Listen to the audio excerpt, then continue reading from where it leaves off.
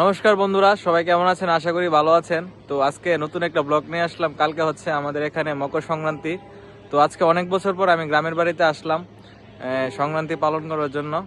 তো আজকে সব ভাই বোনেরা মিলে, আমার এখানে বাগনি বোন সবাই আছে, সবাইকে নিয়ে আজকে রাত্রে আমরা একটা পিকনিকের আয়োজন করেছি। তো সবাই পুরোটা ব্লগ দেখবেন, মজার মজার মুহূর্ত থাকবে এখানে। তো প্রথমে রান্না করার জন্য বাহিরে একটি ইট দিয়ে চুলা বানিয়ে নিলাম। তারপর সেই চুলা একটি পাত্র বসিয়ে ডিম ভুনা করার জন্য ডিমগুলো প্রথমে সিদ্ধ করে নিলাম। ডিম সিদ্ধ হওয়ার পর সেগুলোকে আস্তে আস্তে কড়াইতে তেল দিয়ে ভেজে নিলাম।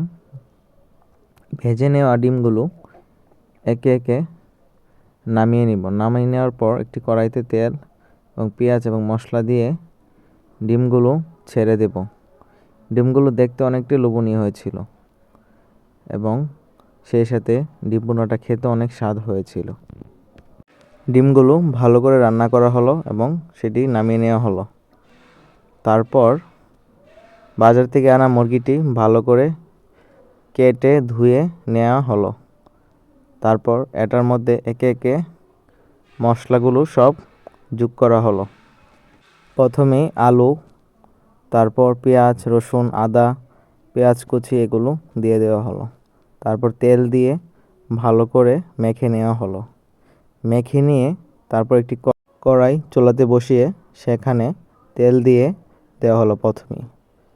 তারপর তেল দেওয়ার পর সেটিতে তেজপাতা দিয়ে পেঁয়াজ দিয়ে ভালো করে একটু ভেজে নেওয়া হলো। তারপর মাংসগুলো সবগুলো ছেড়ে দেওয়া হলো। আস্তে আস্তে নাড়তে নাড়তে মাংসগুলো কষানো হলো। ভালো করে কষানো হচ্ছে যাতে ভালো করে মাংসগুলো সিদ্ধ হয়।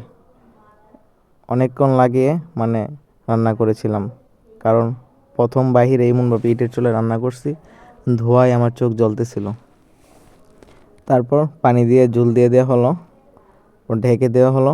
ঢেকে দেওয়ার পর একটি পাত্রে ভাত বসিয়ে সেটি রান্না করা হলো। তারপর এখানে দেখতে পাচ্ছেন একে একে ভাত, মাংস, ডিম ভুনা, সালাড সব কিছু রেখে সুন্দর করে তারপর আমরা খেতে বসলাম। 4 দিন অনাহারে থাকার পর যখন পঞ্চম দিনে খাবার পায়, তখন সে নিচে খেতে খেতে নিচে থেকে উপরে উঠে যায়। এটাকে বলে পদোন্নতি। আরেকজন নাকি আরেকজনের ফিরাদত্তা লাগাইতে সেখানে মুসকি মুসকি হাসে। এটা লেগে গেলে লস। আইরা জানি কেটা খাইছে, কই তারি না গেছে কেন আইয়া।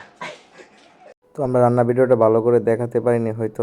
যারা যারা দেখছেন তাদেরকে অসংখ্য ধন্যবাদ। ভালো লাগলে লাইক, কমেন্ট, শেয়ার করবেন এবং আপনাদের মজার মুহূর্তটা উপভোগ করবেন।